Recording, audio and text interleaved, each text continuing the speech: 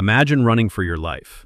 A 400-pound saber-toothed tiger is right behind you. You look down at your hands. No spear, no bow, no sharp rocks, just your bare, sweaty palms. This was everyday life for our earliest ancestors. To be completely honest, it's a miracle we didn't go extinct in week 1. We don't have sharp claws. We don't have massive fangs. We can't even outrun a lazy leopard. Compared to the rest of the animal kingdom, ancient humans were basically walking snacks. Yet, here we are, sitting comfortably at the top of the food chain. So how did we survive when literally everything wanted to eat us? Well, here's what I think. Our ancestors didn't survive by fighting like monsters. They survived by playing the most dangerous mind game in history.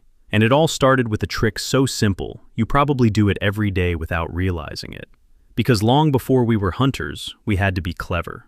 We had to look at the environment around us and find something completely ordinary that could be turned into a tool of absolute chaos. Look at your shoulder. That joint is a genetic masterpiece.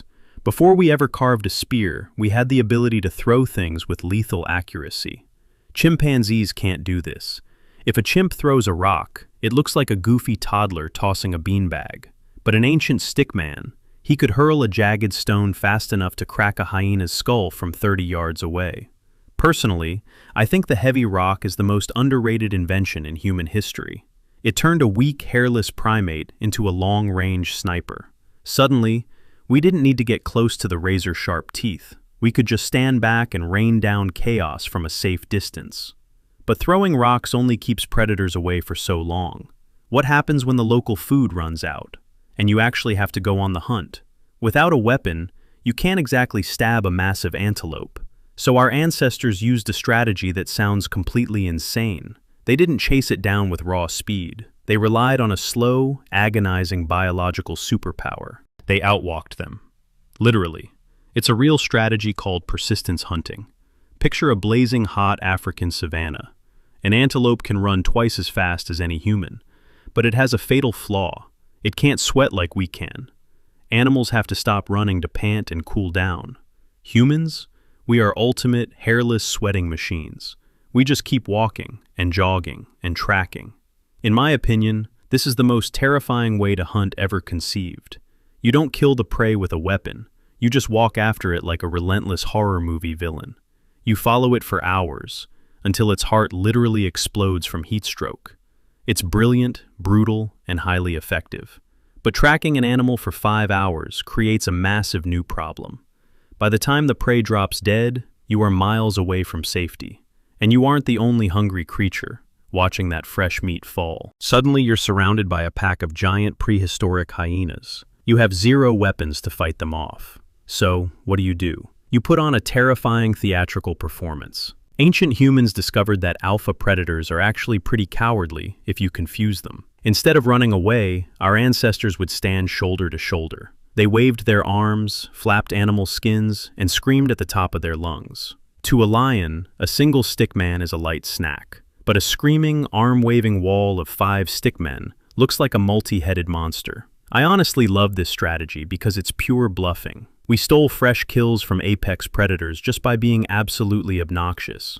We were the ultimate high-risk scavengers. This collective bullying kept our bellies full of protein. But screaming only works if everyone stands their ground together. If one single person panics and runs, the illusion shatters, and everyone dies. Which brings us to the real reason we survived. The greatest asset we had wasn't physical force. It was an unspoken social contract. The ultimate primitive treaty. Our ancestors realized that a lonely human is a dead human. So they developed one of the greatest survival advantages ever: cooperation. They communicated through gestures, sounds, and eventually around campfires, sharing knowledge across generations. They shared vital data. Don't go to the river today. Big Cat lives there. The red berries near the swamp make your stomach explode. I think this collective brain is what truly saved us from extinction. One stickman didn't need to figure out how to avoid every pitfall. He just listened to his grandfather's survival stories. We became an interconnected network of data. We learned to read the ground like a map, tracking bent twigs and broken grass. We knew exactly where our enemies were without ever seeing them. But all of this intelligence, all this teamwork, and all these throwing rocks faced one final, brutal test. The sun is setting. the fire is dying, and the absolute worst part of the prehistoric day is about to begin. The true darkness is coming. Nighttime in the ancient world was pure horror. Without flashlights or solid walls, darkness belonged entirely to the predators. So how did we survive the night without weapons? We climbed. Our bodies still remembered how to nest high up in ancient trees, far above heavy lions. Or we packed tight into deep, narrow caves, using small fires as a glowing shield at the entrance. We slept in shifts, eyes wide, listening to every single snap of a twig. It was a brutal, exhausting, terrifying existence. But it worked. Every morning the sun rose, and our ancestors were still breathing. They survived using nothing but rocks, sweat, loud voices, and each other. They passed the torch down, generation after generation, until we finally learned to forge metal. So the next time you feel stressed about a modern problem, just remember your roots. You come from a long line of bare-handed survivors who outsmarted nature itself. But what happens when humans finally did invent the first real weapon? Well, that changed everything. And the story gets much, much darker.